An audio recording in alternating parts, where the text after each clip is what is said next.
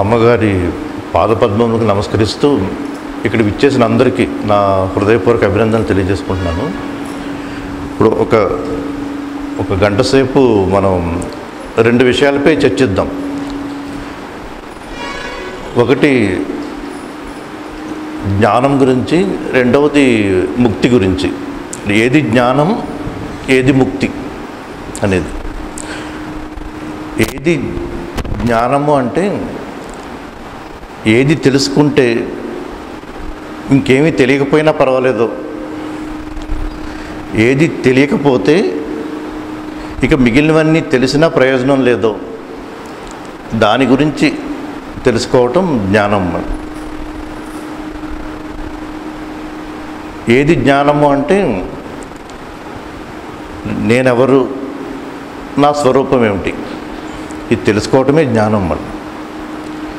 అంటే ఎన్ని గ్రంథాలు చదివినా స్వరూప స్థితిని అనుభూతి పొందకపోతే మనకి ఆ గ్రంథాలు చదివినా ఉపయోగం లేదు. ఎన్ని ధ్యాన యోగ అభ్యాస ప్రక్రియలు ఎన్ని చేసినా స్వరూప స్థితిని అనుభూతి పొందకపోతే వాటి ఫలం లభించదు. మనం ఆ స్వరూప స్థితిని మనం అనుభూతి పొందాలి. అంటే స్వాధ్యాయము అంటాం కదా, స్వాధ్యాయము అంటే స్వ అధ్యాయము అని. స్వ అంటే నిన్ను నీవు తెలుసుకోవటమే స్వాధ్యాయం. నీ స్వరూపం ఏమిటి అని నిన్ను నీవు అనుభూతి తెలుసుకుంటే దాన్ని మించిన జ్ఞానం లేదు. అదే జ్ఞానం. మిగిలినవన్నీ ఈ వ్యవహార ప్రపంచంలో మనం తెలుసుకునే తప్పితే వాటి వలన ఉత్తమ స్థితి లభించదు. ఇక్కడ స్వరూప స్థితి,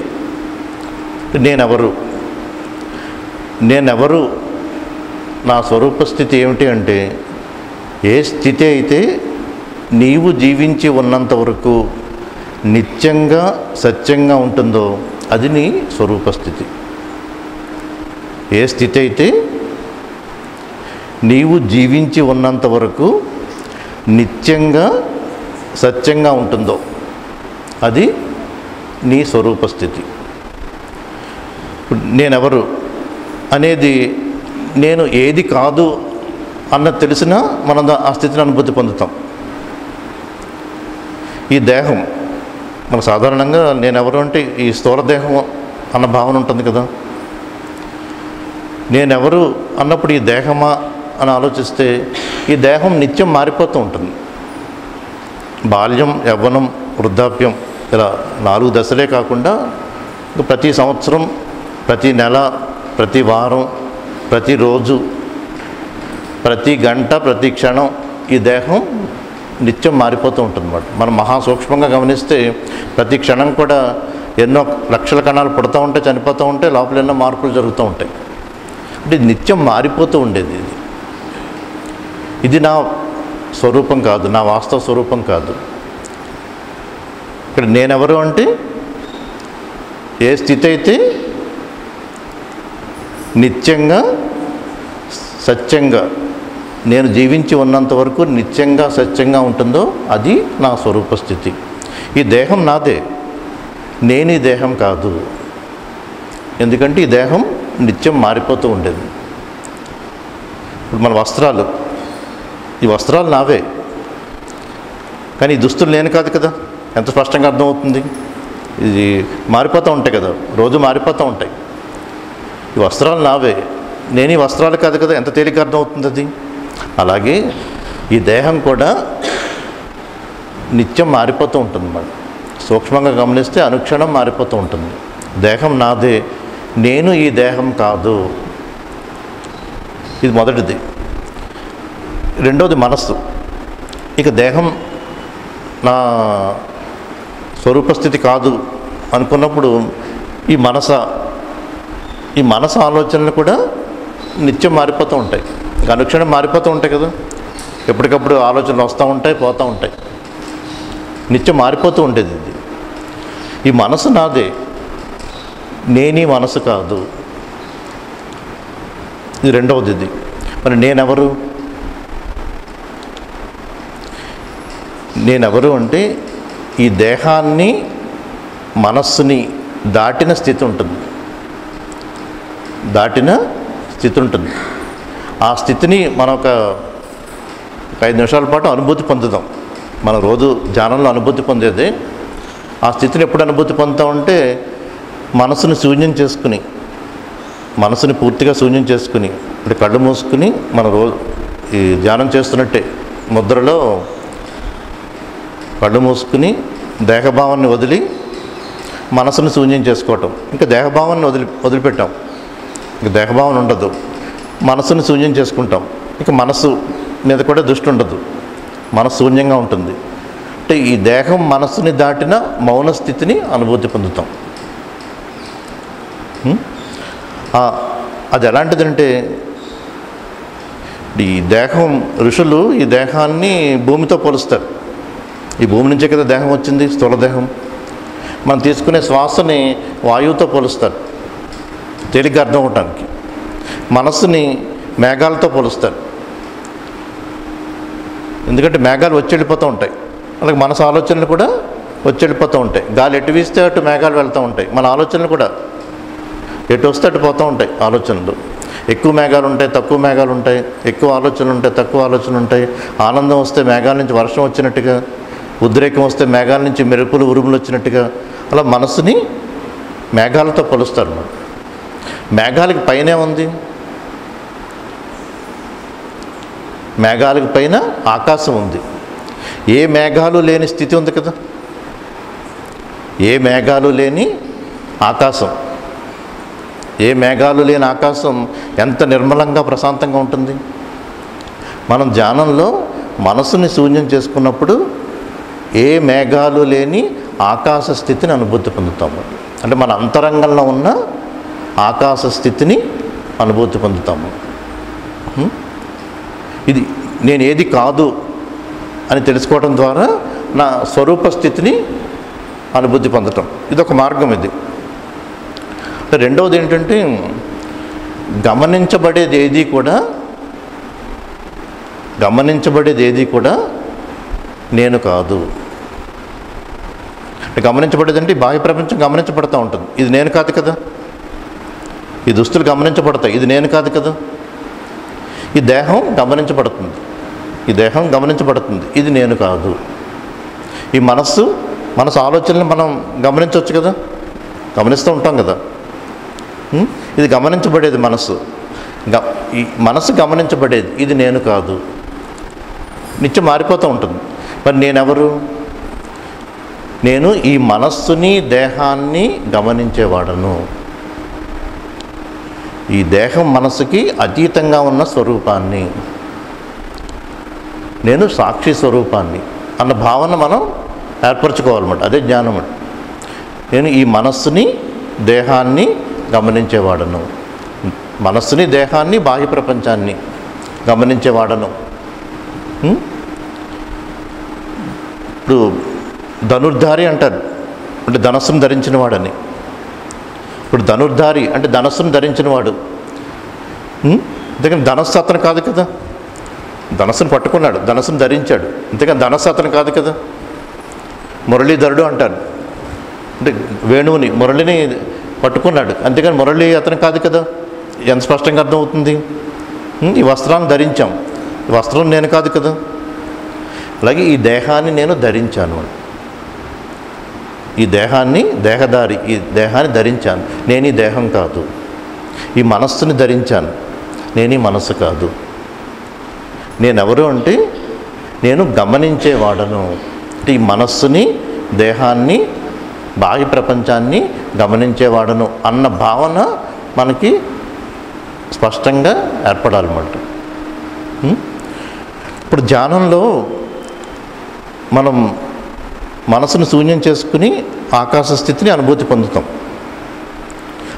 అంటే ఏ మేఘాలు లేని ఆకాశ స్థితిని అనుభూతి పొందుతాం. మనం ధ్యానం చేస్తూ ఉంటే మనసు ఆలోచనలన్నీ తగ్గించుకుంటూ ఉంటాం. పూర్తిగా శూన్యం చేసుకున్నప్పుడు ఏ మేఘాలు లేని ఆకాశ స్థితిని అనుభూతి పొందుతాం.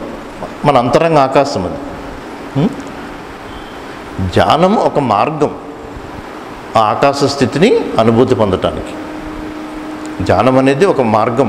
అంటే మనసును శూన్యం చేసుకుని ఆకాశ స్థితిని అనుభూతి పొందడానికి ఒక మార్గం. కానీ దీని లక్ష్యం వేరు. దీని లక్ష్యం ఏంటంటే నీలో ఉన్న ఆకాశాన్ని అనుభూతి పొంది నీ ఒక నిర్మల శాంత ఆనంద స్వరూపానివి, ఒక ఆకాశ స్వరూపానివి అని తెలుసుకుని నిత్యం జీవితంలో నీ మనస్సుని, దేహాన్ని, బాహ్య ప్రపంచాన్ని, ఈ జరిగే కర్మల్ని, మనోదేహాలతో జరిగే కర్మల్ని గమనించేవాడిగా ఉండటం అన్నమాట. అంటే ఆకాశం మేఘాలను చూస్తున్నట్టుగా జీవితం ఉంటుంది. ఆకాశం ఎంత నిర్మలంగా ప్రశాంతంగా ఉంటుంది, అంతరంగం అంత నిర్మలంగా ప్రశాంతంగా ఉంటుంది. కానీ జీవితం మనసులో ఆలోచనలు వస్తాయి. నీవెవరు? నీ మనసులో ఆలోచనల్ని గమనించేవాడు. దేహంతో కర్మలు జరుగుతాయి. నీవెవరు? నీ దేహంతో జరిగే కర్మలను గమనించేవాడు. అది ఎలా అంటే ఆకాశం మేఘాలని గమనిస్తున్నట్టుగా జీవితం ఉంటుందన్నమాట. అంటే అంతరంగం ఎప్పుడూ ఆకాశ స్థితిలో ఉంటుంది, నిర్మల ప్రశాంత స్థితిలో ఉంటుంది. మనసులో ఆలోచనలు వస్తూ ఉంటాయి, ఆకాశం మేఘాలను గమనించినట్టుగా. ఎంత తేలిగ్గా అర్థమవుతుంది? అంతరంగం ఆకాశంలో ఉంటుంది. ఆలోచనలు వస్తాయి, మేఘాలు వస్తాయి, ఆకాశం మేఘాలను గమనించినట్టుగా ఉంటుంది జీవితం. వచ్చే ఆలోచనలు వస్తూ ఉంటాయి, పోతూ ఉంటాయి. ఈ ఆలోచనలు అనేవి ఏంటంటే ఈ ప్రతి ఆలోచన పక్షుల్లో ఎగురుతూ ఉంటాయి అన్నమాట. రెక్కలు వచ్చిన పక్షుల్లాగా పక్షులు ఎగురుతూ ఉంటాయి ఆలోచనలు వచ్చినప్పుడల్లా. ఎక్కువ ఆలోచనలు వస్తూ ఉంటే ఎక్కువ పక్షులు ఎగురుతూ ఉంటాయి. ఇప్పుడు అలా ఆకాశంలో పక్షులు ఎగురుతున్నాయి అనుకోండి, అంటే మనలో ఆలోచనలు విహరిస్తున్నట్టుగా. కానీ నీవెవరు అంటే ఆకాశం పక్షులను చూస్తున్నట్టుగా ఉంటుందన్నమాట అంతరంగ స్థితి. అంతరంగం ఎప్పుడు కూడా నిర్మలంగా ప్రశాంతంగా ఆకాశ స్థితిని అనుభూతి పొందుతూ ఉంటుంది. నిత్యం ఆకాశ స్థితిని అనుభూతి పొందుతూ ఉండటమే నిత్య ధ్యాన స్థితి అంటే. అదే నీ స్వరూప స్థితి. ఆ స్వరూపాన్ని అనుభూతి పొందాలి. ఈ క్రియాయోగం, ఈ ప్రక్రియలో మన స్వరూపాన్ని మన అనుభూతి పొందాలన్నమాట. ఒక 5 నిమిషాల పాటు మన స్వరూపాన్ని అనుభూతి పొందుదాం. ఒక 5 నిమిషాల పాటు మళ్ళీ ధ్యానం చేద్దాం. అందరూ కూడా మీరు రోజు ధ్యానం చేస్తున్నట్టే ముద్రలో కళ్ళు మూసుకుని ఆజ్ఞాచక్రంపై మనసు కేంద్రీకరించి మనసుని శూన్యం చేసుకుందాం. దేహభావాన్ని వదిలి మనసుని పూర్తిగా శూన్యం చేసుకుందాం. మనసుని పూర్తిగా శూన్యం చేసుకున్నప్పుడు అంత ప్రశాంతంగా, నిర్మలంగా, ఆనందంగా ఉంటుంది.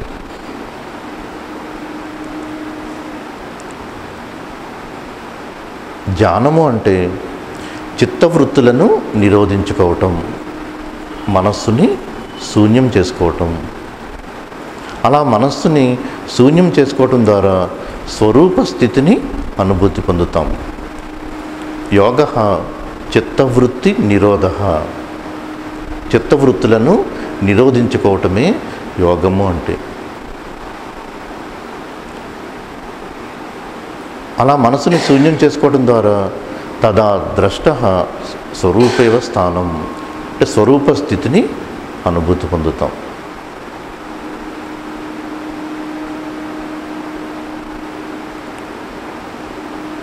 మనసంతా శూన్యంగా ఉంటుంది. అది మనసును దాటిన మహామౌన స్థితి. అది మనలోని అంతరంగ ఆకాశాన్ని అనుభూతి పొందుతాం.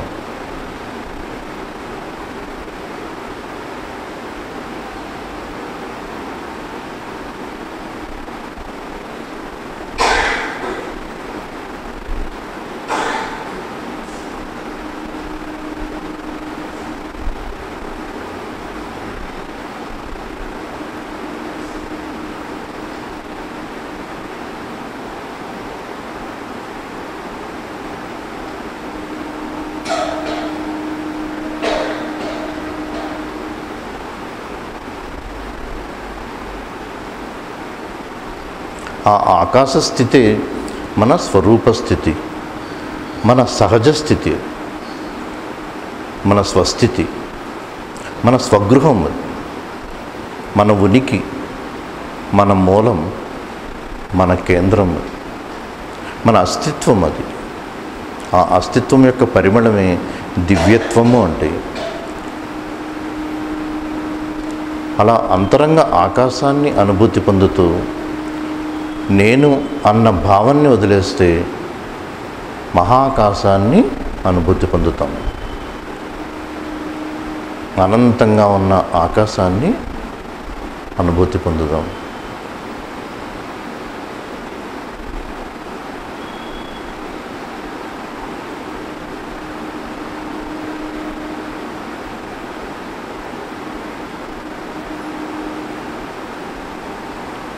ఈ దేహం మనసుని దాటిన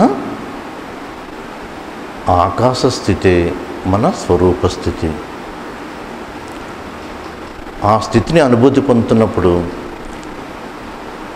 అంత నిర్మలంగా, ప్రశాంతంగా, ఆనందంగా ఉంటుంది.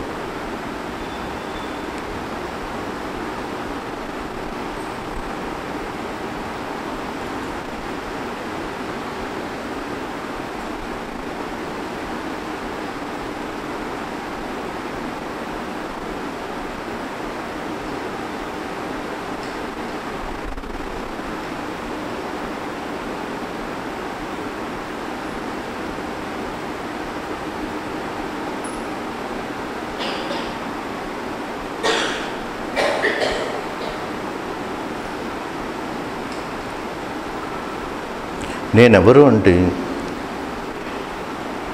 ఈ దేహం నాదే, నేను ఈ దేహం కాదు. నేను ఈ మనస్సు కాదు. ఈ దేహం మనసుకి అతీతంగా ఉన్న ఆనంద స్వరూపాన్ని,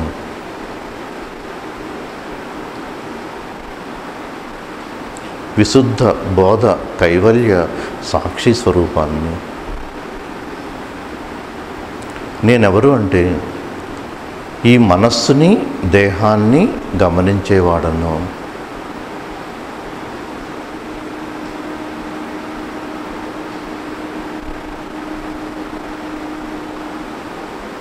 ఇక్కడ నేను అంటే ఏ స్థితి అయితే నీవు జీవించి ఉన్నంత వరకు నిత్యంగా, సత్యంగా ఉంటుందో అది నీ స్వరూప స్థితి.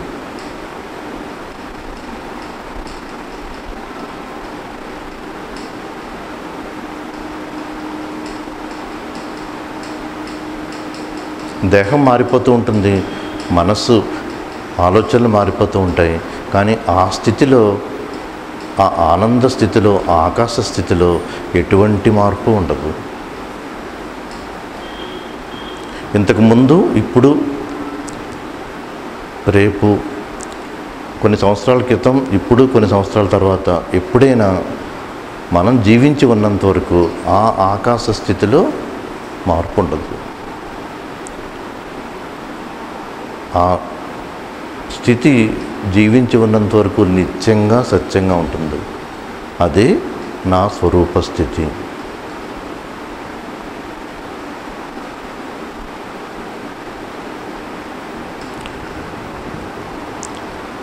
అందరూ కూడా చాలా చక్కగా ధ్యానం చేస్తున్నారు. ఇప్పుడు మెల్లగా మీ రెండు చేతులు రెండు కళ్ళపై పెట్టి ఆ స్థితిని అందరూ అనుభూతి పొందారు కదా.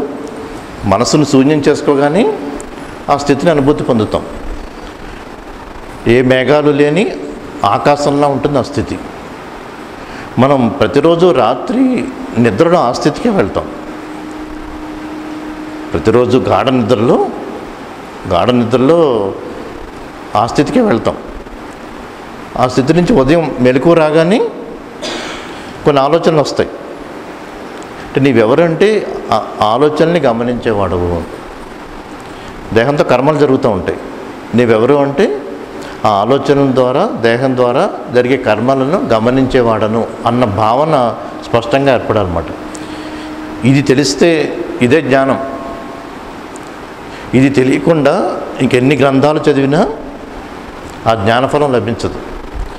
ఎన్ని అభ్యాసాలు, ఎన్ని ప్రక్రియలు చేసినా ఆ యోగాభ్యాస ఫలం కూడా లభించదు. మనం ఆ స్థితిని మనం ఈ ధ్యానంలో నిత్యం అనుభూతి పొందుతూ ఉండాలి. ఇది జ్ఞానం గురించి. ఈ స్థితిని ధ్యానంలో అనుభూతి పొందుతాం. మనం ధ్యానం చేస్తున్నప్పుడు ఆ స్థితిని అనుభూతి పొందుతాం. ఆ స్థితిని అనుభూతి పొందుతాం. మళ్ళీ కర్మల్లోకి వచ్చేటప్పటికి నిత్యం ఆ స్థితిలో ఉంటామా? మనకు ఆలోచనలు వస్తాయి, దేహంతో కర్మలు జరుగుతాయి, వెంటనే ఆ స్థితిని కోల్పోతాం కదా, కోల్పోయి వ్యవహారాల్లో పడిపోతాం కదా. మరి ఎందుకు ఇలా జరుగుతోంది అంటే, రోజు ఒక గంట ధ్యానం చేస్తే గంట ఆ స్థితిలో ఉంటాం, మన స్వరూప స్థితిని అనుభూతి పొందుతాం. మళ్ళీ కర్మల్లోకి వచ్చేటప్పటికి ఆ స్థితిని కోల్పోతున్నాం, కోల్పోయి మనసు ఆలోచనలో పడిపోతున్నాం, దేహంతో జరిగే కర్మల్లో పడిపోతున్నాం. పడిపోయి జీవితం అంతా ద్వంద్వాలుగా ఉంటుంది. జీవితం అంతా కూడా రెండుగా ఉంటుంది అన్నమాట. రెండుగా అంటే సుఖం దుఃఖం కింద, లాభం నష్టం కింద, గెలుపు ఓటమి కింద, గౌరవం అవమానం కింద. అంటే ఒక నాణ్యానికి బొమ్మ బొరుసులాగా జీవితం అంతా ద్వంద్వాల కిందే ఉంటుంది, అంటే రెండుగానే ఉంటుంది అన్నమాట. ఈ రెండుగా లేకుండా ఎవరి జీవితం ఉండదు. ఇప్పుడు సుఖం దుఃఖం తీసుకుంటే కొందరికి ఎక్కువగా ఉండొచ్చు, తక్కువగా ఉండొచ్చు. కొందరికి మనస్సు ఎక్కువగా తీసుకోవచ్చు, మనసు తీసుకోవడం బట్టి ఉంటుంది కదా. కొంతమంది ఎంత పెద్ద కష్టాన్నైనా తేలిగ్గా తీసుకుంటారు, కొంతమంది ఏమీ లేని దాన్ని కూడా ఎంతో భారంగా తీసుకుంటారు. అంటే జీవితం అంతా ఇలా రెండుగా ఉంటుంది. అది కూడా మన మనసు ఎలా తీసుకుంటుంది అన్న దాన్ని బట్టి ఉంటుంది. మరి ఈ ధ్యానంలో ఆ స్థితిని అనుభూతి పొందుతున్నాం. మళ్ళీ వ్యవహారంలోకి వచ్చేటప్పటికి ఆ స్థితిని కోల్పోతున్నాం అన్నమాట. అంతే కదా, అదే జరుగుతుంది కదా సాధారణంగా. ఇలా అందుకే మన అజ్ఞానంలో జీవిస్తున్నాం. మనం ఒక అజ్ఞానంలో జీవిస్తున్నాం అన్నమాట. దానికి ఎందుకు అలా జరుగుతుందంటే, మనందరం బాహ్య ప్రపంచంలో వస్తు విషయాలపై తాదాత్మ్యత చెందిపోయాం.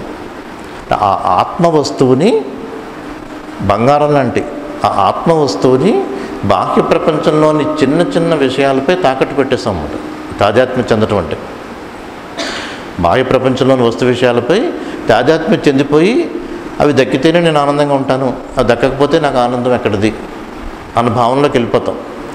అంటే అజ్ఞానంతో జీవిస్తాం అన్నమాట. మన స్వరూప స్థితిని మనం అనుభూతి పొందక ఇలా ద్వంద్వాల్లో పడిపోయి, రెండుగా ఉన్న ఈ జీవితంలో పడిపోయి, మనకు సుఖం దక్కినా, ఈ ద్వంద్వాల్లో సుఖం దక్కినా తాత్కాలిక సుఖమే ఉంటుంది. ఒక శాశ్వతానందం అనేది బాహ్య ప్రపంచంలో దక్కదు. ప్రతి మనిషి ఆనంద స్వరూపమే. ఆ స్థితిని అనుభూతి పొంది జీవించటంలోనే నిత్య ఆనంద స్థితి లభిస్తుంది. అంతేగాని బాహ్య ప్రపంచంలోని వస్తు విషయాల్లో శాశ్వత సుఖం అనేది ఉండదు. మనం బాహ్య ప్రపంచంలోని వస్తు విషయాలపై తాదాత్మ్యం చెందిపోయి ఉండటం వల్ల, ఇవి దక్కితే నేను ఆనందంగా ఉంటాను, ఇవి దక్కకపోతే నాకు దుఃఖమని ఆ భ్రమలో జీవిస్తూ ఉంటాం అన్నమాట. అంటే అజ్ఞానంలో జీవిస్తున్నాం, స్వరూప స్థితి గురించి తెలియక జీవిస్తున్నాం అన్నమాట. ఇదే భ్రమలో జీవించడం అంటే. ఇది మొదటిది, బాహ్య ప్రపంచంలోని వస్తు విషయాలపై తాదాత్మ్యం చెందటం. రెండవది ఏంటంటే, ఈ దేహంపై కూడా తాదాత్మ్యం చెందిపోయాం. నేనంటే ఈ దేహమే అనుకుని, ఈ దేహంలో ఏ మార్పులు జరిగినా మనం దుఃఖంలోకి వెళ్ళిపోతాం కదా. ఈ దేహంలో ఏం జరిగినా కానీ, మార్పులు ఏం జరిగినా కానీ, అంటే దేహంతో తాదాత్మ్యం చెందిపోయాం. మూడవది ఇంకా మనసుతో తాదాత్మ్యం చెందిపోయాం. మన మనసులో ఆలోచనలు వస్తూ ఉంటాయి. ఈ ఆలోచనలకి అనుకూలంగా అన్నీ జరిగితేనే మనకి సుఖం లభిస్తుంది, అలా జరగకపోతే దుఃఖం లభిస్తుంది. ఇలా ఉంటాం కదా జీవితంలో. అంటే మనం అంతా కూడా బాహ్య ప్రపంచంలోని వస్తు విషయాలపై, దేహంపై, మనసుపై తాదాత్మ్యత చెందిపోయి, అంటే ఆ ఆత్మ వస్తువుని, ఆ సచ్చిదానంద స్వరూప స్థితిని, బంగారం లాంటి ఆ స్థితిని అతి చిన్న చిన్న విషయాలపై తాకట్టు పెట్టినట్టు వాటితో తాదాత్మ్యం చెందిపోయి జీవిస్తున్నాం మనం. కానీ శాశ్వత ఆనందం అనేది ఈ బాహ్య ప్రపంచంలోని వస్తు విషయాల్లో లభించదు.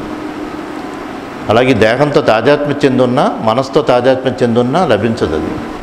కానీ ఎప్పుడు లభిస్తుందంటే, నీవెవరు అని ప్రశ్నించుకున్నప్పుడు, నేను ఈ మనోదేహాలకు అతీతంగా ఉన్న ఆకాశ స్వరూపాన్ని, ఆనంద స్వరూపాన్ని అని అనుభూతి పొందినప్పుడు మాత్రమే లభిస్తుంది.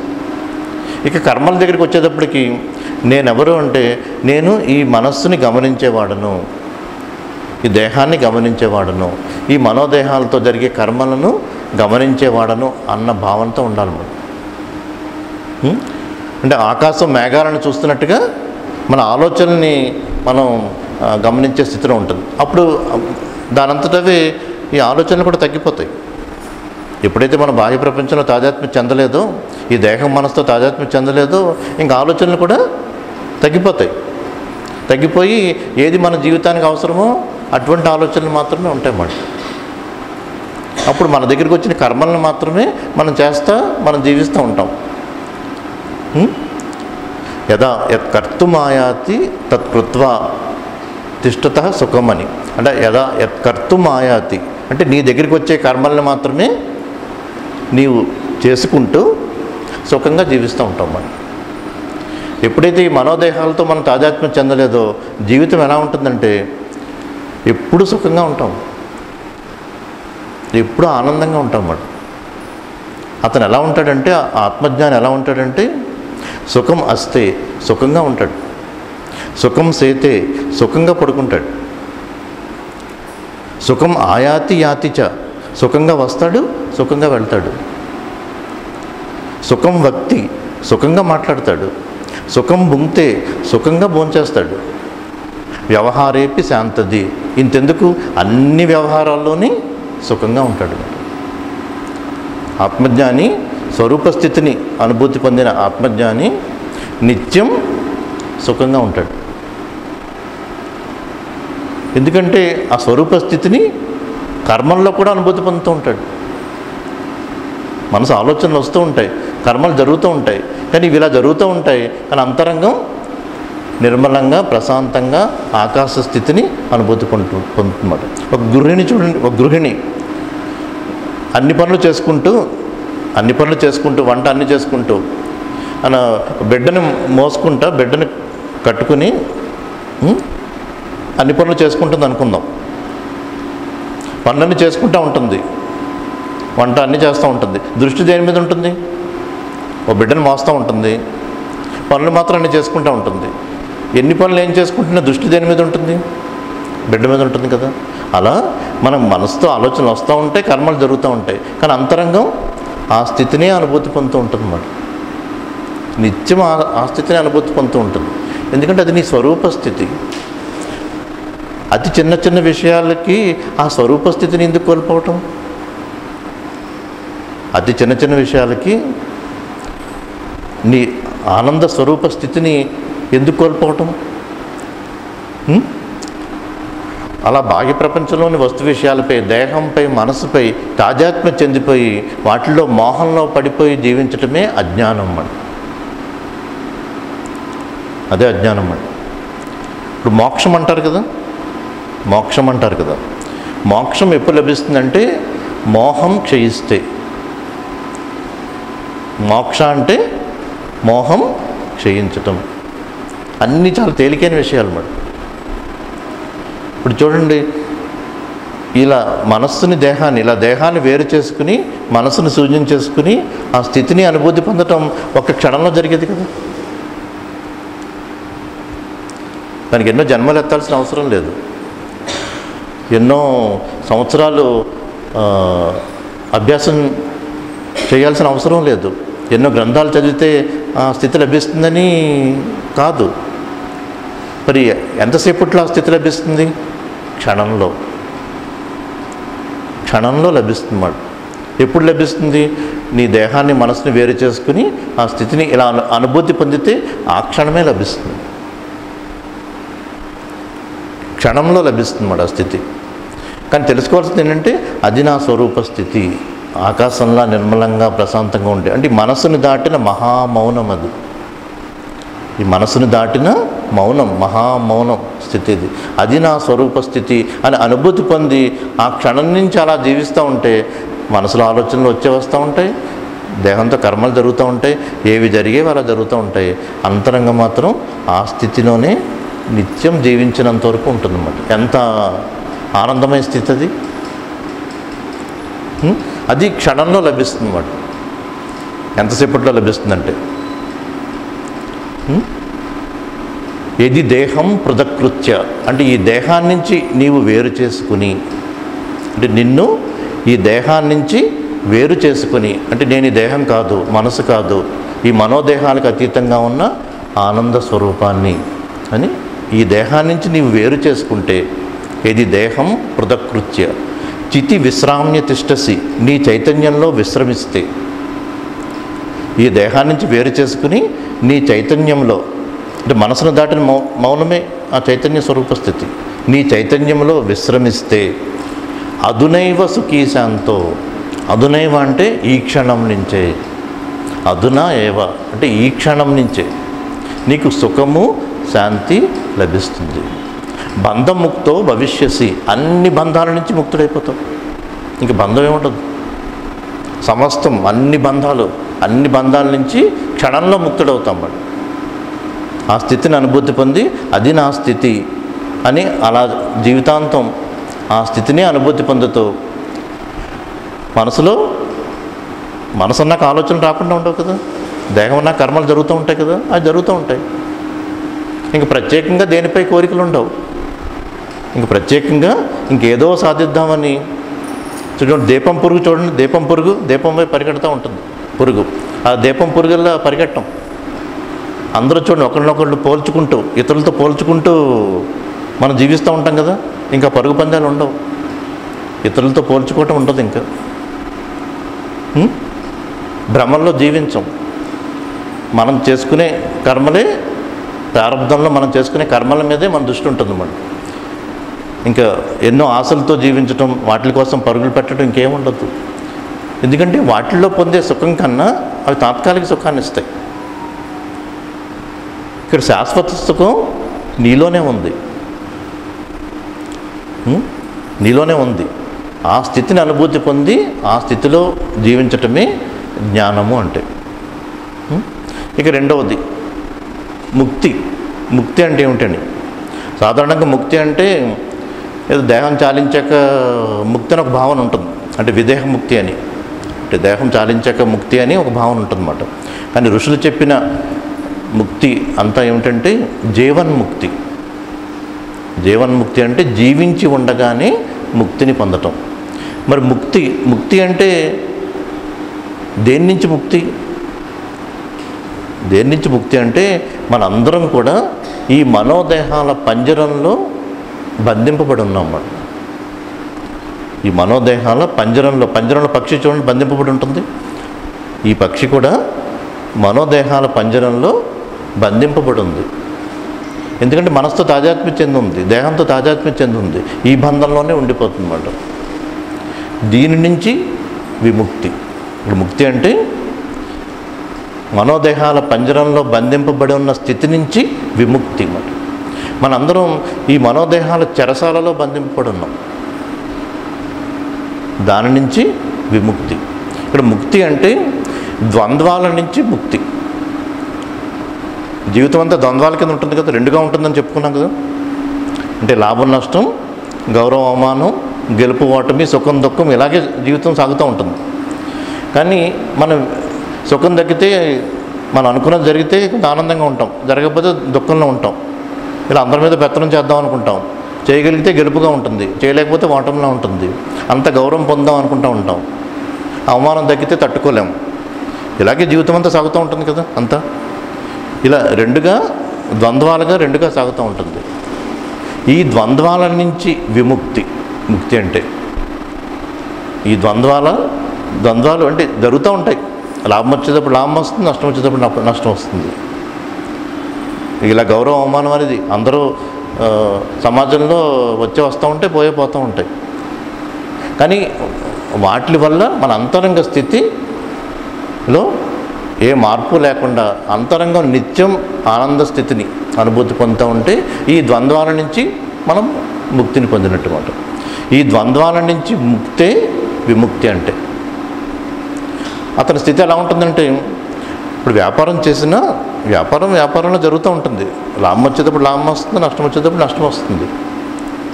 అతను లాభం వచ్చినప్పుడు ఆనందించడు, నష్టం వచ్చినప్పుడు కుంగిపోడు.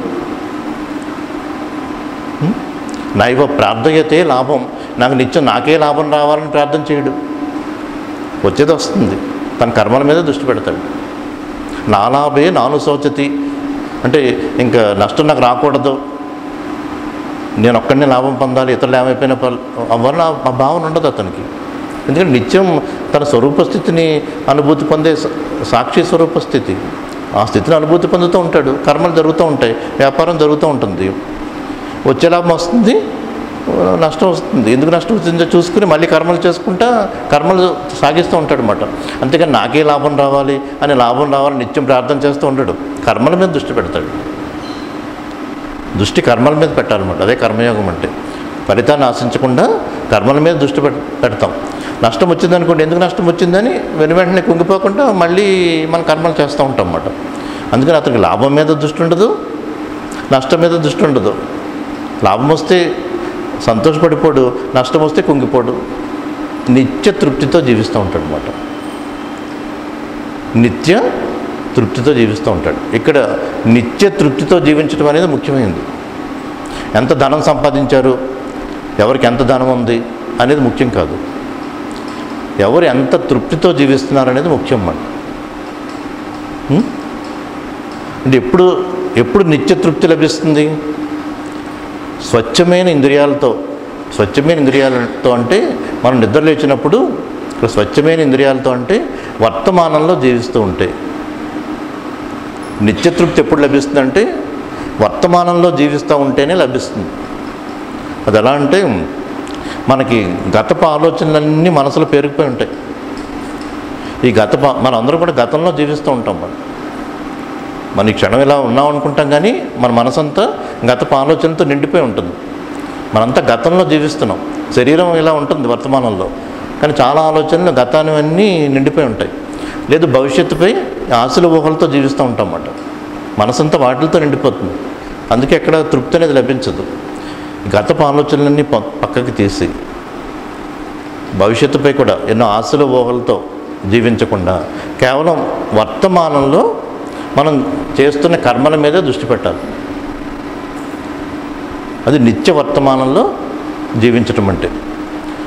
అప్పుడు ఒక సందేహం వస్తుంది, మరి ఎప్పుడు నిత్య వర్తమానంలో ఉంటే గతం కొంత అవసరం ఉంటుంది, భవిష్యత్తు కొంత అవసరం ఉంటుందని అనిపిస్తుంది కదా. అది ఎలాంటిదంటే గడప మీద దీపం పెట్టడం లాంటిది అన్నమాట. గడప మీద దీపం పెట్టడం, దీపం వెలుగు గడప మీద ఎక్కువగా ఉంటుంది.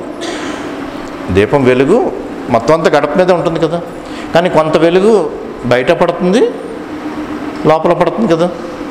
అంటే దృష్టి అంతా వర్తమానం మీద ఉంటుంది, కానీ కొంత గతంవి ఈ వర్తమానంలో కర్మలు చేయడానికి సంబంధించిన గతంవి భవిష్యత్తువి కొన్ని ఏర్పరచుకుంటాం కదా. భవిష్యత్తులో ఈ కర్మల ద్వారా ఏం చేయాలనేది ఆ రెండు ఉంటాయి, కానీ దానంతటవే ఉంటాయి. కానీ దృష్టి అంతా వర్తమానం మీద ఉండాలన్నమాట. అంటే నిత్య వర్తమానంలో ఉన్నటువంటి అది. ఇప్పుడు చూడండి, చిన్నపిల్లలు వాళ్ళు ఆనందంగా ఆడుకుంటూ ఉంటారు, ఎందుకంటే వాళ్ళు వర్తమానంలో ఉంటారు. చిన్నపిల్లల మనసులో ఎప్పుడు గతం ఆలోచనలు ఉండవు, భవిష్యత్తుపై ఎక్కువ ఆశలు ఊహలు ఉండవు. అందుకని ఎప్పుడు ఆనందంగా ఉంటారు. ఆనందం వస్తే నవ్వు వస్తే నవ్వే వాళ్ళలో ఉంటారు, ఏడుపు వచ్చినా ఏడిపే వాళ్ళలో ఉంటారు. ఆ క్షణం వస్తుంది, మళ్ళీ మామూలుగా ఉంటారు. కానీ మనం అలా ఉంటాం కదా. మనం గతపు ఆలోచనతో మనసంతా నిండిపోయి ఉంటుంది. మనం అలా భవిష్యత్తుపై ఏ ఆశల ఊహలతో జీవిస్తూ ఉంటాం. కానీ నిత్య వర్తమానంలో ఉంటూ ఉన్న కర్మల మీదే దృష్టి పెడతా ఉంటే అప్పుడు నిత్య తృప్తితో జీవిస్తూ ఉంటాం. మనం నిత్య తృప్తితో జీవించటం అనేది ముక్తి అంటే ఈ ద్వంద్వాల నుంచి విముక్తి. ఇప్పుడు ఈ గౌరవ అవమానం ఇలాంటి ద్వంద్వాలు తీరు ఎలా ఉంటుందంటే మీకు కొంచెం సూక్ష్మంగా అర్థం అవ్వాలంటే, మిమ్మల్ని మీ జీవితంలో చివరి క్షణం వరకు ఎవ్వరూ అవమానించలేరు. మీ జీవితంలో చివరి క్షణం వరకు కూడా ఎవ్వరూ అవమానించలేరు. మీరు గౌరవాన్ని కోరుకోకపోతే,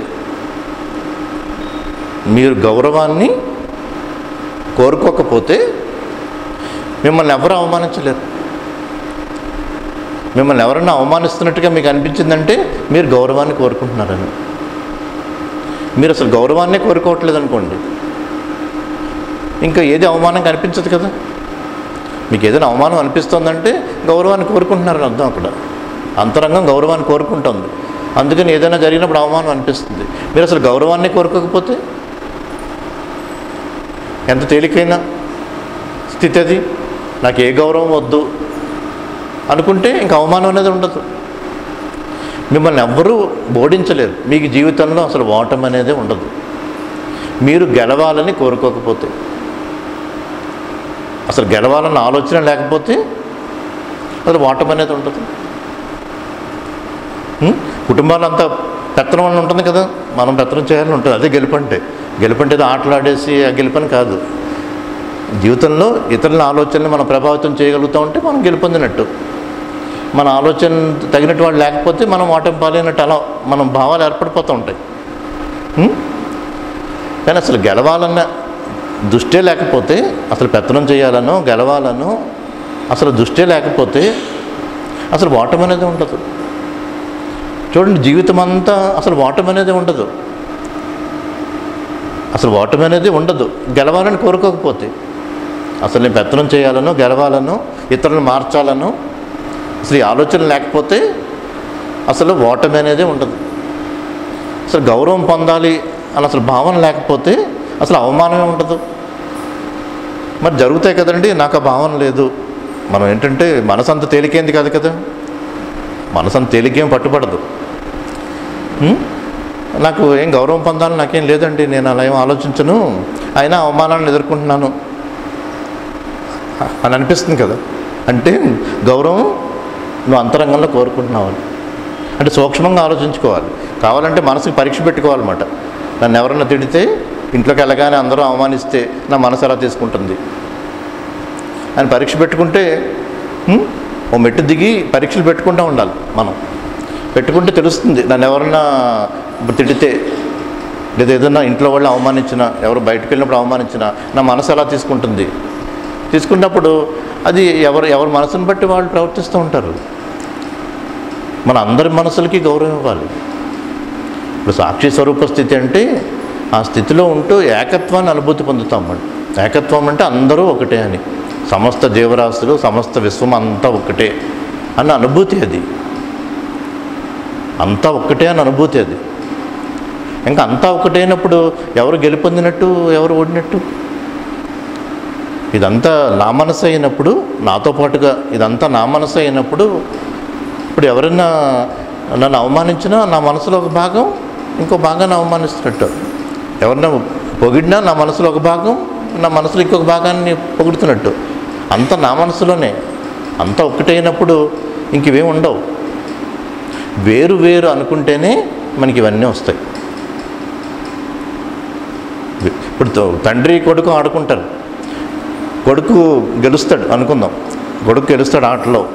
తండ్రికి ఏమన్నా ఓటమి పాలైనట్టు ఉంటుందా? తల్లి బిడ్డలు ఆడుకుంటూ ఉంటారు. పిల్లలు నెగ్గినా మనకు ఓడినట్టు అనిపిస్తుందా? ఎందుకు అనిపించదు? ఇద్దరు ఒకటే అన్న భావన ఉంటుంది కాబట్టి. ఇప్పుడు పాండవులు 5గురు ఉంటారు. వాళ్ళు ఏం జరిగినా వాడికేం ఉండదు కదా, ఒకటే అనే భావన ఉంటుంది కదా. రామలక్ష్మణులు భరతశత్రుఘ్నులు ఒకటే అనే భావన ఉంటుంది కదా. ఒక్కటే అన్న భావన ఉన్నప్పుడు ఇంకా గెలిపోవటంలు ఉండవు, గౌరవ అవమానాలు కూడా ఉండవు. అంటే ఆ ఒక్కటే అన్న భావన ఏర్పరచుకుంటే వీటికి అతీతంగా ఉంటాం. ఏకత్వాన్ని, సమతని నిత్యం అనుభూతి పొందుతూ ఉండాలన్నమాట. అంటే గౌరవం తగ్గుతుంది, అవమానం తగ్గుతుంది. ఈ రెండు చేతుల్ని చూస్తున్నట్టుగా చూడాలన్నమాట. ఒకవేళ ఇంకా మనకి ఏదైనా అనిపిస్తున్నా ఏమైనా ఇలా గౌరవం దక్కింది, అవమానం దక్కింది, గెలుపు ఓటమి, ఇలా రెండు చేతులను చూస్తే ఏమైనా తేడా ఉందా? లాభం దక్కింది, నష్టం దక్కింది, లాభాన్ని చూస్తాం, నష్టాన్ని చూస్తాం. రెండింటిని గమనించేవాడు నేను అన్న భావన ఉంటే దృష్టి కర్మల మీద ఉంటుంది మాట. ఫలితానికి ఎన్నో కారణాలు ఉంటాయి. ఫలితానికి ఎన్నో కారణాలు ఉంటాయి. ఎందుకు అలా జరిగిందని మనం చూసుకుంటూ ముందుకు వెళ్తాం అంతా. ఇవి ముక్తి అంటే. ముక్తి అంటే అర్థం, ముక్తి అంటే అర్థం దేని నుంచి ముక్తి అని? ఈ ద్వంద్వాల నుంచి విముక్తి. జీవితం అంతా ద్వంద్వాలతోనే ఉంటుంది. ద్వంద్వాలుగా లేకుండా, అంటే రెండుగా లేకుండా ఎవ్వరి జీవితం ఉండదు. వీటి నుంచి విముక్తి. విముక్తి ఎప్పుడు లభిస్తుంది? స్వరూప స్థితిని అనుభూతి పొందినప్పుడు. అంటే నేనెవరు అని తెలుసుకుని ఆ స్థితిని అనుభూతి పొంది నిత్యం ఆ స్థితిలో జీవిస్తున్నప్పుడు క్షణం నుంచే విముక్తి లభిస్తుంది. ఈ క్షణం నుంచే విముక్తి లభిస్తుంది. ఇప్పుడు ప్రతి మనిషికి ఆనందమే కదా కావాల్సింది. ఇప్పుడు ఎవరినైనా మీకేం కోరికలు ఉన్నాయంటే తాత్కాలికంగా చిన్న చిన్న కోరికలు ఎవరికి వాళ్ళు చెప్తూ ఉంటారు. కానీ మూలంలో ప్రతి మనిషికి కూడా ఆనందంగా జీవించాలని ఉంటుంది. అంతే కదా, జీవించి ఉన్నంత వరకు ఆనందంగా జీవించాలని ప్రతి మనిషిలో ఉండే మూలంలో ఉండే కోరిక. ప్రతి మనిషి కోరుకునేది ఆత్మానందాన్ని, ఆనందంగా జీవించడాన్ని కోరుకుంటాడు ప్రతి మనిషి. అంటే పైకి అడిగినప్పుడు కొన్ని చెప్తారు, కానీ మూలంలో ఈ ఆనందంగా ఉండటమే ప్రతి మనిషి యొక్క మూలంలో ఉండే కోరిక. అది నిత్యం ఆనందంగా ఉండాలంటే ఆ స్థితి ఎప్పుడు లభిస్తుంది? ఇప్పుడు నాకు ఆనందం కావాలి, నాకు ఆనందం కావాలి, మరి కోరిక ఉండకూడదు కదా. అంటే కావాలి అనేది కోరిక కదా, కోరిక ఉండకూడదు. కావాలి అన్నది తీసేసి ఇక్కడ అహం ఉండకూడదు, నేను అన్నది తీసేసి ఇప్పుడు నేను నాకు అన్నది తీసేస్తే ఇప్పుడు నాకు ఆనందం కావాలి అన్నది తీసేస్తే అంటే కోరిక ఉండకూడదు. బాహ్యంలోని వస్తు విషయాలపై కోరికలు ఉండకూడదు. ఈ ఆత్మస్థితిని నిత్యం అనుభూతి పొందాలంటే కావాలి అని తీసేస్తే ఇక్కడ అహం ఉండకూడదు. నేను నాకు మాత్రమే దక్కాలి, ఈ అహం ఉండకూడదు అన్నమాట. నాకు అన్నది తీసేస్తే ఏం మిగిలింది? నాకు ఆనందం కావాలి అన్నది తీసేస్తే, నాకు అన్నది తీసేస్తే మిగిలింది ఆనందం అన్నమాట. మనం బాహ్య ప్రపంచంలోని వస్తు విషయాలని పొందితేనే నాకు సుఖం దక్కుతుంది అనుకుంటే అది తాత్కాలిక సుఖమే లభిస్తుంది. ఇది కావాలి నేను ఆనందాన్ని పొందాలని బాహ్య ప్రపంచంలో పరుగులు పెడుతున్నంతకాలం శాశ్వత సుఖం లభించదు. అజ్ఞానంలో జీవిస్తున్నట్టే, చీకట్లో జీవిస్తున్నట్టే మాట. అలాగే నేను మాత్రమే పొందాలి, నాకు అని ఉంటుంది కదా. ఇది ఉన్నంత వరకు కూడా ఆనందం అనేది లభించదు. స్వరూప స్థితిని అనుభూతి పొందుతూ ఉంటే నిత్యం ఆనందంగా జీవిస్తాం అన్నమాట. నేను దేహం మనసుకి అతీతంగా ఉన్న స్వరూపాన్ని, ఆ భావన ఏర్పరచుకుని అనుభూతి పొందుతూ ఉంటే నిత్యం ఆనందంగా జీవిస్తాం అన్నమాట. ఇలా ఆనందంగా జీవించడానికి చాలా తేలికైన మార్గం ఉంది. ఇలా ఆనందంగా జీవించడానికి చాలా తేలికైన మార్గం అన్నమాట. అదేమిటంటే అందరికీ ఆనందాన్ని పంచటం. అందరికీ ఆనందాన్ని పంచటం తేలికైన మార్గం అని చెప్పి ఎంత కష్టమేం చెప్పారంటే అనుకోవద్దు. అందరికీ ఆనందాన్ని పంచటం అన్నమాట. ఇక్కడ ఆనందాన్ని పంచటం అంటే ఎదుటివాడు అడిగిందల్లా చేసేమని కాదు, ఎదుటివాడు అడిగిందల్లా ఇచ్చేసాడు ఆనందంగా ఉంచమని కాదు. ఇక్కడ ఆనందాన్ని పంచటం అంటే సూక్ష్మంగా ఉన్న విషయాన్ని గమనించాలి. ఏదైనా చెప్తున్నప్పుడు సూక్ష్మంగా ఏదో దీనికి సంబంధించింది ఉందని తెలుసుకుని గమనించాలన్నమాట. ఇక్కడ ఆనందాన్ని పంచటం అంటే అందరూ ఆనందంగా ఉండాలని కోరుకోవటం. అందరూ ఆనందంగా ఉండాలని కోరుకోవటం అన్నమాట. నీ దగ్గరికి ఎవరు వచ్చినా, నీకు ఎవరి గురించి ఆలోచన వచ్చినా వాళ్ళంతా ఆనందంగా ఉండాలని కోరుకోవటం, అదే పంచడం అంటే. ఇప్పుడు మనసుని సరోవరం అంటారు కదా, మానస సరోవరం అంటారు కదా. మనసుని మానస సరోవరం అంటారు. ప్రతి మనస్సు ఒక ఆనంద సరోవరం అన్నమాట. ఇక్కడ ఆనంద స్వరూపం అంటే ఇక్కడ అర్థం ఏంటంటే ప్రతి మనస్సు ఆనంద సరోవరం. ఇది ఆనంద సరోవరం అని ఎలా తెలుస్తుంది?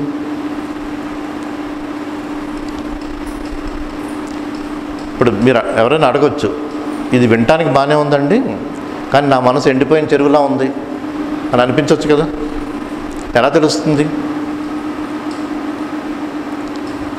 ఎలా తెలుస్తుందంటే ఇది చాలా తేలిక. ఎలా తెలుస్తుందంటే ఏ సరోవరం నుంచైనా, ఏ సరోవరం దగ్గరికైనా ఎంతమంది అయినా వచ్చి ఎన్నిసార్లైనా నీరు తీసుకెళ్ళగలుగుతూ ఉంటే అది పూర్తిగా నిండిన సరోవరం అని కదా. ఏ సరోవరం దగ్గరికి వచ్చైనా ఎంతమంది అయినా వచ్చి ఎన్నిసార్లైనా నీరు తీసుకెళ్ళగలుగుతూ ఉంటే అది పూర్తిగా నిండిన సరోవరం కదా అర్థం. ఇక్కడ ఆనంద సరోవరం అంటే నీ దగ్గరికి ఎంతమంది వచ్చినా నీ నుంచి ఆలోచనలు ఎలా ఉంటాయంటే వాళ్ళకి ఆనందాన్ని పంచేలా ఉంటాయి. మరి వచ్చిన వాళ్ళంతా అందరూ ఆనందంగా ఉండాలి అంటే అదే నీరు తీసుకెళ్ళటం అంటే. ఎన్నిసార్లు వచ్చినా జీవితం అంతా అలా ఆనందాన్ని పంచుతూ ఉండే స్థితి మటది. అప్పుడు ఈ మనసు ఒక ఆనంద సరోవరమని తెలుస్తుంది కదా. మరి ఎండిపోయిన చెరువు ఎలా ఉంటుంది? ఎక్కడి నుంచి నీరు వస్తుందా అని చూస్తుంది. ఎక్కడి నుంచి ఆనందం వస్తుందా అని చూస్తూ ఉంటే నువ్వు అజ్ఞానంలో జీవిస్తున్నావు, నీ స్వరూపం తెలుసుకోక జీవిస్తున్నావు అన్నమాట. ఇతరుల నుంచి ఆనందాన్ని నువ్వు కోరుకుంటున్నావు అంటే ఎండిపోయిన చెరువు పైనుంచి ఎప్పుడు వర్షం వస్తుందా అని చూస్తూ ఉంటుంది, లేదా ఎలా నీరు ఇందులోకి చేరుతుందా అని చూస్తూ ఉంటుంది. ఏ మార్గాల ద్వారా నీరు వస్తే చాలు అనుకుంటుంది అన్నమాట ఎండిపోయిన చెరువు. చూడండి, భార్య భర్తని నన్ను ఎప్పుడు ఆనందంగా ఉంచుంటుంది అంటే అర్థం ఏంటంటే నేను అనుకున్నట్టుగా ఉండు అని. భర్త భార్యని కూడా అంతే కదా, భర్త భార్యని నన్ను ఆనందంగా ఉంచు అని ఉంటుంది అంటే నేను అనుకున్నట్టుగా నువ్వు ఉండని ఇక్కడ అర్థం. అది ఎప్పటికీ అవ్వదు. కింద మీద పడుతూ ఉంటారు, ఏదో నటిస్తూ ఉంటారు, ఇలాగే జరిగిపోతూ ఉంటుంది. అప్పుడు ఏం చేస్తారు? ఇద్దరు కలిసి పిల్లల మీద పడతారు. దృష్టికి పిల్లల మీద పెట్టి పిల్లల్ని ఆనందంగా ఉంచమని అడుగుతూ ఉంటారు కదా, అది అప్పటికీ అవ్వదు. అప్పుడు ఏం చేస్తారు? ఇంకా ఎవరి స్నేహితుల మీద, బంధువుల మీద, సమాజం మీద అలా పడి నాకు ఆనందాన్ని కోసం తిరుగుతూ ఉంటాం అన్నమాట. ఇతరుల నుంచి ఆనందాన్ని పొందటానికి మనం తిరుగుతూ ఉంటాం అన్నమాట. ఎండిపోయిన చెరువు నీరు కోసం వెతుకుతున్నట్టుగా తిరుగుతాం అన్నమాట. ఎందుకు అలా జరుగుతుంది? అజ్ఞానం. అంటే అజ్ఞానంతో జీవించటం అన్నమాట. అంటే నీ స్వరూపం ఏదో నీవు తెలుసుకోక ఆనందాన్ని అడుక్కుంటా జీవిస్తున్నాం అన్నమాట, ఒక బిచ్చగాడిలా. ఇంతకుముందు ఎప్పుడు 2 కథలు చెప్పుకున్నాం. 2 కథలు ఎప్పుడు మనం చెప్పుకునేవాళ్ళం అన్నమాట. ఒక చక్రవర్తి కొడుకు చిన్నప్పుడే తప్పిపోయాడు. చిన్నప్పుడే తప్పిపోయి ఇంకా చాలా సంవత్సరాలు అన్ని ఊర్లోనే తిరుగుతూ బిచ్చగాడిలో తిరుగుతున్నాడు అన్నమాట. బిచ్చగాడిలో తిరుగుతూ అలా ఒక 20 సంవత్సరాలు తిరుగుతూనే ఉన్నాడు. తిరుగుతూ ఉండి అనుకోకుండా అలా బిచ్చగాడిలో తిరుగుతూ అదే రాజ్యానికి వచ్చాడు. అక్కడ భటులు మంత్రులు చూసి చక్రవర్తి పోలికలు ఉన్నాయి అని చక్రవర్తి దగ్గరికి తీసుకువెళ్తే అప్పుడు చక్రవర్తి అవును ఇతను నా కొడుకే అని సింహాసనంపై కూర్చోబెట్టాడు. తప్పిపోయి బిచ్చగాడిలా తిరిగాడు. తప్పిపోయి బిచ్చగాడిలా అలా 20 సంవత్సరాల పాటు తిరిగాడు. మనం కూడా అలాగే తప్పిపోయామన్నమాట. ఆ స్థితి నుంచి తప్పిపోయి అజ్ఞానంలో అలా తిరుగుతున్నమాట, ఇతరుల నుంచి ఆనందాన్ని పొందుదామని. ఇలా కుటుంబంలోంచి మనం ఏమనుకుంటామంటే నేను స్వతహాగా ఆనంద స్వరూపానేనండి, నేను ఎప్పుడు ఆనందంగానే ఉంటాను, కానీ నన్ను ఎవరు ఆనందంగా ఉంచట్లేదు. ప్రతి ఒక్కరు ఏంటంటే నేను స్వతహాగా ఆనంద స్వరూపానేనండి, నన్ను ఎవరు ఆనందంగా ఉంచట్లేదు అంటారు అన్నమాట. అలాగే ప్రతి మనిషి కూడా ఇతరులని మార్చడానికి ప్రయత్నిస్తూ ఉంటారు. జీవితం అంతా కూడా ఇతరులని మార్చడానికి ప్రయత్నం అంతా అన్నమాట. ఎప్పుడు కుటుంబం అంతా నేను అనుకున్నట్టుగా ఉండాలని, ఇతరులని మార్చడానికే అలా ప్రయత్నం జరుగుతూ ఉంటుంది జీవితం అంతా. ఇతరులు ఎవరన్నా మారుతారు ఒక వయసు వచ్చాక ఎవరు మారరు కదా పూర్తిగా, ఏదో నటిస్తారు కానీ, అది అవసరానికి కొంత మారుతారు కానీ పూర్తిగా మనం అనుకున్నట్టుగా మారటం అనేది ఉండదు కదా. ఎవరైతే తనను తాను మార్చుకోలేరో వాళ్ళు ఇతరులను మార్చడానికి ప్రయత్నిస్తూ ఉంటారు అన్నమాట. దృష్టి అంతా మనల్ని మనం మార్చుకోవడానికే ప్రయత్నం చేయాలి. ఇతరులు చెప్తాం విషయాలు, కుటుంబం అన్నాక మనం చెప్పకుండా ఉండం కదా, ఏది మంచి అనేది మనకు అనిపించింది చెప్తూ ఉంటాం. కానీ దృష్టి ఎప్పుడు మనల్ని మనం మార్చుకోవటం మీద దృష్టి పెట్టాలన్నమాట. మిగిలినవి వ్యవహారంగా జరుగుతూ ఉంటాయి. కుటుంబం అన్నాక మనం చెప్పాల్సింది చెప్తూ ఉంటాం, జరుగుతూ ఉంటాయి. కానీ వాటి వల్ల అవి మనం అనుకున్నట్టు జరగకపోతే బాధపడటం, జరిగితే ఆనందంగా ఉంటాయి, తాత్కాలిక సుఖం దుఃఖం ఇస్తాయి అన్నమాట. ఇలా ద్వంద్వాల్లో పడిపోతాం. ఇలా బొమ్మ బురుసులో జీవితం ఉంటుంది. అవి ఏంటంటే వ్యవహారంలో జరిగేవి అవి, కానీ అంతరంగంలోనే ఆ స్థితిని అనుభూతి పొందుతూ జీవిస్తూ ఉంటేనే మనం నిత్య ఆనంద స్థితిలో ఉండగలం. ఇప్పుడు చూడండి, ఆ చక్రవర్తి కొడుకు బిచ్చగాళ్ళ తిరుగుతూ ఉన్నాడు. అంటే మనం అందరి దగ్గర నుంచి ఆనందాన్ని అడుక్కుంటున్నట్టు వాడు కూడా అడుక్కుంటూ తిరుగుతున్నాడు. కానీ మంత్రి గుర్తించి, చక్రవర్తి కూడా గుర్తించి సింహాసనంపై కూర్చోబెట్టగానే అతని పరిస్థితి ఎలా ఉంటుంది? సింహాసనంపై కూర్చోబెట్టగానే అతని పరిస్థితి ఎలా ఉంటుంది? అప్పటిదాకా బిచ్చగాడిగా ఉన్న స్థితి ఇంక పూర్తిగా పోతుంది కదా. ఒక్కసారిగా అప్పటిదాకా బిచ్చగాడిలా తిరిగానన్న స్థితి పూర్తిగా పోతుంది. చక్రవర్తి సింహాసనంపై కూర్చున్నట్టు కూర్చుంటాడు అన్నమాట. ఈ స్వరూప స్థితిని మన అనుభూతి పొందినప్పుడు, నేను ఎవరు అని తెలుసుకున్నప్పుడు, ఆ సింహాసనంపై అధిష్ఠించిన చక్రవర్తిలాగా ఆత్మస్వరూపాన్ని అనుభూతి పొందుతూ జీవిస్తూ ఉంటాం అన్నమాట. అప్పటి నుంచి అతని జీవితం ఎలా ఉంటుంది? అలా మారుతుంది జీవితం. కేవలం మన స్వరూప స్థితిని తెలుసుకోవటం ద్వారా. ఇదే జ్ఞానం అంటే మనం. నువ్వు బిచ్చగాడివి కాదు, చక్రవర్తి కొడుకువి, నువ్వు ఈ సింహాసనంపై ఉండేవాడివి అని తెలుసుకోవటం అన్నమాట. కథలో అర్థమైంది కదా. ఇంకో కథ చెప్పుకుందాం. ఒక సింహం పిల్ల చిన్నప్పుడే తప్పిపోయింది. తప్పిపోయి అంత తోడేళ్ల గుంపులో తిరుగుతుంది. చిన్నప్పుడే తప్పిపోయి తోడేళ్ల గుంపులో తిరుగుతోంది. ఇక్కడ తోడేళ్ళు ఏం చేస్తూ ఉంటాయి? పీక్కు తింటూ ఉంటాయి కదా. ఇప్పుడు మనుషులు మనం అంతే. ఇక్కడ పీక్కు తింటాం అంటే మనసుల్ని మాట. అందరి మనసుల్ని పీక్కు తింటూ ఉంటాం మనం.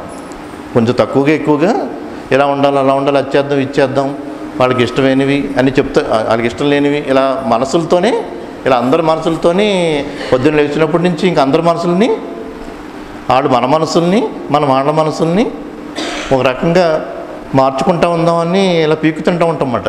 ఇదే తోడేళ్ల గుంపులో కలిసిపోవటం అంటే. ఒక సింహం పిల్ల తప్పిపోయి తోడేళ్ల గుంపులో కలిసిపోయింది.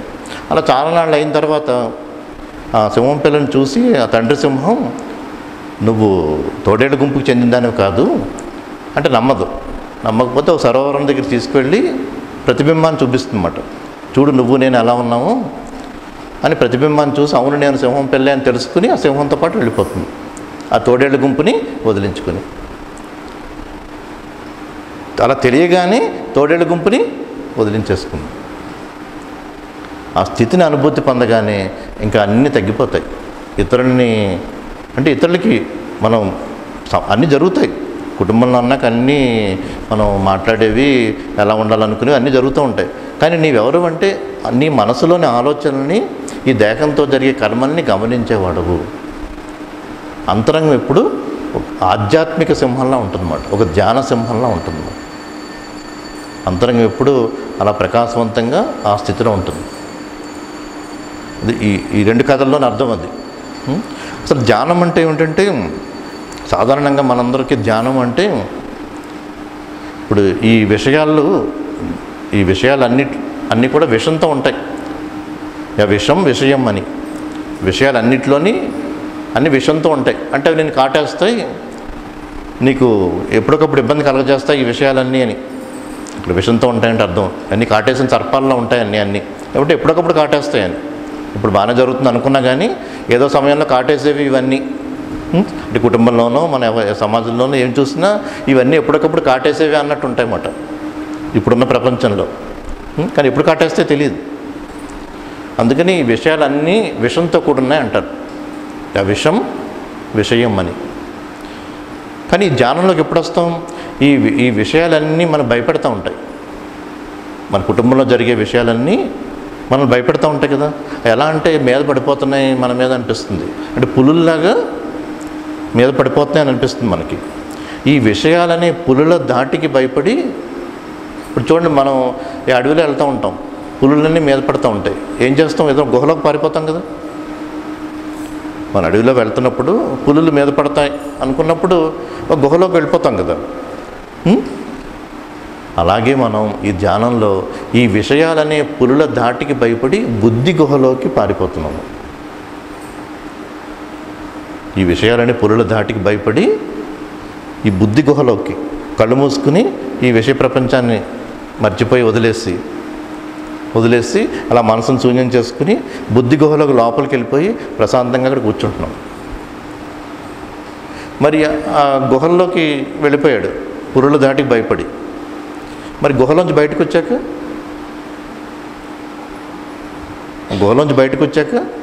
మళ్ళీ పులుల భయమే కదా. ఒక గంట లోపల గుహలోకి వెళ్ళిపోయి ఉన్నాడు. మరి గుహలోంచి బయటకు వచ్చాక మళ్ళీ ఏ పులి మీద పడుతుందని భయం ఉంటుంది కదా. మనకు కూడా ధ్యానంలో అలా జరుగుతుంది అన్నమాట. ఏమనంటే ఈ విషయాలని పులుల ధాటికి భయపడి ఇలా బుద్ధి గుహలోకి వెళ్ళిపోయి ధ్యానంలో కూర్చుంటాం. కూర్చొని అంత ప్రశాంతంగా ఉంటుంది. మళ్ళీ బయటకు వచ్చి మళ్ళీ కుటుంబంలోకి వెళ్తాం, సమాజంలోకి వెళ్తాం, మళ్ళీ అంత ఒడిదుడుకులతో కష్టాలతో మళ్ళీ ఏది ఎప్పుడు మీద పడిపోతుందో అన్న భయంతో జీవిస్తాం కదా. సాధారణంగా అలా జరుగుతూ ఉంటుంది కదా. అందుకని ఈ విషయాలు అనే పులుల ధాటికి భయపడి బుద్ధి గుహలోకి పారిపోవటం ధ్యానం కాదు. అది ధ్యానం కాదు. ఈ విషయాలనే పులుల ధాటికి భయపడి బుద్ధి గుహలోకి శీఘ్రంగా అలా మనకు ధ్యానం అలవాటైంది అనుకోండి, మనకు బాగా ధ్యానం అలవాటైంది, మనసుని శూన్యం చేసుకోగలం అనుకోండి. అనుకోండి కుటుంబంలో ఏదైనా జరగగానే వెంటనే కళ్ళు మూసుకుని ఇలా మనసుని ప్రశాంతం వెళ్ళిపోతాం కదా, అంటే శీఘ్రంగా వెళ్ళిపోతాం అన్నమాట. మామూలు ఎవరైనా బుద్ధి గుహలోకి వెళ్ళాలన్నా, ఏదైనా గుహలోకి వెళ్ళాలన్నా ఆలోచించుకుని అలవాటు చేసుకుని లోపల ఎక్కడ ఉందో నెతుక్కుని ఆ బుద్ధి గుహలోకి వెళ్తూ ఉంటాడు. ఇంకా సాధన అలవాటు లేని వాళ్ళు నెతుక్కుని గుహ ఎక్కడ ఉందో అలా తెలుసుకుంటే ఎంతమంది గురువుల ద్వారా అలా లోపలికి గుహలోకి వెళ్తూ ఉంటాడు. సాధన అలవాటు లేని వాళ్ళు. బాగా సాధన అలవాటు ఉన్నవాళ్ళు వెంటనే బుద్ధి గుహలోకి వెళ్ళిపోతారు కదా, అంటే మనసును శూన్యం చేసుకుని వెంటనే ప్రశాంత స్థితికి వెళ్ళిపోతారు కదా సాధన అలవాటైన వాళ్ళు. ఈ విషయాలన్నీ పులుల ధాటికి భయపడి ఇలా శీఘ్రంగా బుద్ధి గుహలోకి పారిపోవటం అది ధ్యానం కాదు. ఏది ధ్యానం? ఏది ధ్యానం అంటే నీ స్వరూప స్థితిని అనుభూతి పొంది, అంటే నీవెవరో తెలుసుకుని నీ స్వరూప స్థితిని అనుభూతి పొందితే నీ ఒక ధ్యాన సింహంలా ఉంటావు అన్నమాట. ఒక ఆధ్యాత్మిక ఆత్మజ్ఞానాన్ని తెలుసుకున్న ధ్యాన సింహంలా ఉంటావు. నీవు ఆ ధ్యాన సింహంలా ఉన్నప్పుడు ఈ విషయాలనే మదగజాలు నిన్ను చూసి పారిపోతూ ఉంటాయి. నీ ఒక ధ్యాన సింహంలా నీ స్వరూపస్థితిని అనుభూతి పొంది ఇది నా స్వరూపస్థితి, ఈ మనోదేహాలకి అతీతంగా ఉన్న స్థితి, అది ఒక సాక్షి స్వరూప స్థితి, ఈ మనసుని గమనించే స్థితి, ఈ దేహంతో జరిగే కర్మల్ని గమనించే స్థితి, బాహ్య ప్రపంచంలో ఈ ద్వంద్వాలుగా ఉన్న ప్రపంచాన్ని కేవలం గమనించే స్థితి, ఇవేమీ నా అంతరంగ స్థితిని ప్రభావితం చేయవు. నీవు ఇప్పుడు ఒక ధ్యాన సింహంలా ఉన్నప్పుడు ఈ విషయాలనే మదగజాలు నిన్ను చూసి పారిపోతూ ఉంటాయి అన్నమాట. అది ధ్యానం అంటే. ఎప్పుడైతే నీవు ఒక ధ్యాన సింహంలా ఉన్నావో ఇంక విషయాలు ఏం చేయవు నిన్ను, ఇంక ఈ విషయాలు ఏం చేయవు. అప్పుడు ఒక ప్రశ్న వస్తుంది, మరి విషయాలంటే విషంతో ఉన్నాయంటారు కదా, మరి ఇవి కాటేస్తాయి కదా, ఈ ప్రపంచంలో అనిపిస్తుంది కదా. ఎప్పుడైతే నీవు ఒక ధ్యాన సింహంలో ఉన్నావో అవి కోరలు లేని సర్పాల్లా ఉంటాయి మనం. అలా కోరలు లేని సర్పాల్లా ఉంటాయి, అవేమీ నిన్నేం చెయ్యవు. శివుడు విషాన్ని తీసుకున్నప్పుడు ఇలా కంఠంలో ఉంచటం అంటే అక్కడ అర్థం ఏంటంటే విషం కంఠంలో ఉంటుంది కానీ అది హృదయాన్ని చేరదు, మనసుని చేరదు. అక్కడ హృదయం మనసుని చేరదు, కంఠంలో ఉంటుంది అన్నమాట. శ్రీకృష్ణుడు కాళీయ నృత్యం అంటే పాము పడగలపై నృత్యం కదా, అంటే ఈ విషయ ప్రపంచంపై నృత్యం చేస్తున్నట్టుగా ఉంటుంది జీవితం.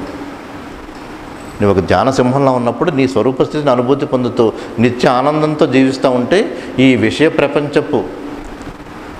ప్రపంచంలో కాళీయ నృత్యం చేస్తున్నట్టుగా ఉంటుందన్నమాట. ఇప్పుడు విషయాలన్నీ అలా వస్తూ ఉంటాయి కానీ వాటి మీదే ఒక ఆటలా ఉంటుంది, ఒక ఆటలాగా ఒక నృత్యం చేస్తున్నట్టుగా అంతా ఆనందమయమే అన్నట్టు ఉంటుందన్నమాట. ఆ స్థితిలో ఉన్నప్పుడు అన్నీ సమానంగా అనిపిస్తాయి, సమస్థితిని అనుభూతి పొందుతాం. అన్నీ కూడా సమానంగానే ఉంటాయి. సమానంగా అంటే ఏది నిన్ను సుఖం కలిగించేదో, దుఃఖం కలిగించేదో, గెలిపిచ్చేదో, ఓటమిచ్చేదో, గౌరవాన్ని ఇచ్చేదో, అవమానాన్ని ఇచ్చేదో, లాభం ఇచ్చేదో, నష్టం ఇచ్చేదో ఏది ద్వంద్వాలకు ఏమీ ఉండదు. అంత సమస్థితిలో ఉన్నట్టుంటుంది. అప్పుడు ఎలా ఉంటుందంటే సర్వత్ర దృశ్యతే స్వస్థః. ఏ దృశ్యాన్ని ఏది అనుభూతి పొందుతున్నా స్వస్థితిని అనుభూతి పొందుతూ ఉంటాం మనం. అంత కూడా ఆ సమస్థితిని పొందటమే ఇక్కడ ఆత్మజ్ఞానం అన్న ముక్తి అన్న. సమత్వం యోగ ఉచ్యతే. ఈ యోగం అంతా ఏంటంటే ఆ సమస్థితిని పొందటానికి. ఇక్కడ సమాధి అంటే అర్థం ఏంటంటే సమధి అని. ధి అంటే మనస్సు, బుద్ధి. ధి అంటే బుద్ధి. సమాధి అంటే సమధి, సమబుద్ధి అంటే సమస్థితిలో ఉంటుంది. అదే సమత్వం యోగ ఉచ్యతే అంటే. నీలో సమస్థితి లేకపోతే ఎన్ని గ్రంథాలు చదివినా ఉపయోగం లేదు. ఎన్ని యోగాభ్యాసాలు చేసినా ఉపయోగం లేదు. సమస్థితిని పొందకపోతే ఎంత గ్రంథాలు చదివినా, ఎన్ని యోగాభ్యాసాలు చదివినా ఉపయోగం లేదు. అదే సమస్థితిని నీవు పొందితే ఏ గ్రంథం చదవకపోయినా పర్వాలేదు, ఏ యోగాభ్యాసాలు చేయకపోయినా పర్వాలేదు. ఎందుకంటే లక్ష్యం నెరవేరింది. ఆ సమస్థితిని పొందటం, అనుభూతి పొందటం జరిగిందన్నమాట. నిత్యం ఆ సమస్థితిలో ఉంటే నిన్ను మించిన జ్ఞాని లేడు, యోగి లేడు. నిత్యం ఆ సమస్థితిని అనుభూతి పొందుతూ ఉంటే నిన్ను మించిన జ్ఞాని లేడు, యోగి లేడు. అంతేగాని ఎన్ని గ్రంథాలు చదివావు, ఎన్ని ప్రవచనాలు ఇచ్చావు, ఎంత ఈ గ్రంథజ్ఞానం ఉంది, అది ముఖ్యం కాదన్నమాట. వాటిని బట్టి కదా మనం నిర్ణయిస్తూ ఉంటాం. ప్రవచనాలు ఎంత బాగా ఇచ్చారు, ఎన్ని గ్రంథాలు చదివించారు, ఎన్ని చదివారు అని వాటిని బట్టి కదా మనం అనుకుంటూ ఉంటాం. అలా ఎన్ని యోగాభ్యాసాలు చేశారు, ఎన్ని ఆసనాలు, యోగాభ్యాసాలు, ప్రాణాయామాలు ఎన్నో ఉంటాయి కదా, అన్నీ వాటిని బట్టి కదా మనం అనుకుంటూ ఉంటాం ఎవరు గొప్ప యోగి, ఎవరు గొప్ప జ్ఞాని అని. కానీ ఎవరి అంతరంగం అయితే నిత్యం సమస్థితిలో ఉంటుందో వాళ్ళని మించిన జ్ఞాని లేడు, యోగి లేడు. ఎవరి అంతరంగం అయితే సమస్థితిలో ఉండదో అతను జ్ఞాని కాడు, యోగి కాడు. ఎవరి అంతరంగం అయితే సమస్థితిలో లేదో అతను జ్ఞాని కాడు, యోగి కాడు. అంటే వీటి వల్ల మనకు తెలుస్తుంది ఈ సమస్థితి అనేదే ముఖ్యమైనదని. ఇక్కడ రెండే మనం చెప్పుకున్నాం. ఒకటి జ్ఞానం, రెండవది ముక్తి. ఇక్కడ జ్ఞానం అంటే ఏ స్థితి గురించి తెలుసుకుంటే ఇంకేమీ తెలియకపోయినా పర్వాలేదు, ఏ స్థితి గురించి తెలియకపోతే ఇంకా మిగిలినవన్నీ ఎన్ని తెలిసినా ప్రయోజనం లేదు, ఆ స్థితి గురించి తెలుసుకోవటం అన్నమాట. ఇదే జ్ఞానం అన్నమాట. ఆ జ్ఞానాన్ని, ఆ స్థితిని ఎంతకాలం పడుతుంది అనుభూతి పొందటానికి? ఎన్ని జన్మలు పడుతుంది, ఎన్ని సంవత్సరాలు పడుతుంది, ఎంతమంది గురువుల దగ్గర తిరగాలి? ఆ స్థితి ఈ క్షణంలోనే లభిస్తుంది. ఆ స్థితి ఈ క్షణంలోనే లభిస్తుంది. ఎప్పుడు లభిస్తుంది, ఎలా లభిస్తుంది? నిన్ను నీవు ఈ దేహం నుంచి వేరు చేసుకుంటే. నేను ఈ దేహం కాదు, ఇది నిత్యం మారిపోతూ ఉంటుంది, వచ్చే వస్తూ ఉంటాయి దేహానికి. ఈ మనస్సు నేను కాదు, మనసులో ఆలోచనలు వచ్చే వస్తూ ఉంటాయి, కర్మలు జరుగుతూ ఉంటాయి. నేను ఈ మనోదేహాలకు అతీతంగా ఉన్న ఆనంద స్వరూపాన్ని. ఈ దేహం నుంచి నిన్ను నీవు ఇలా వేరు చేసుకోగానే ఆ స్థితిని అనుభూతి పొందుతాం. ఈ క్షణంలోనే ఆ స్థితిని అనుభూతి పొందుతాం. ముక్తి ఈ క్షణంలోనే లభిస్తుంది.